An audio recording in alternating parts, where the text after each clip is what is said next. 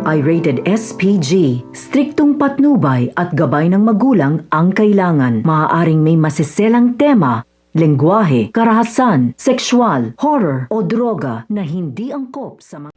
Iniisa-isa na nga ni Thea at ni Aldri ng pamilyang Torrecampo upang tapusin na nga silang isa-isa.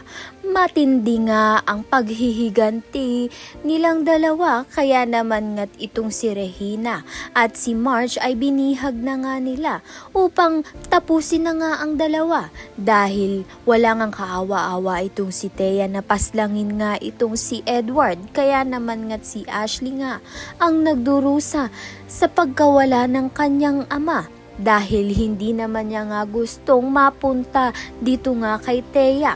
Sa kabilang banda naman nga sinisisi nga ni Greg ang kanyang sarili dahil nga sa nangyaring pagkamatay ng kanyang anak na si Edward. Ito nga ang kanyang tunay na anak kesa nga dito kay Paulo.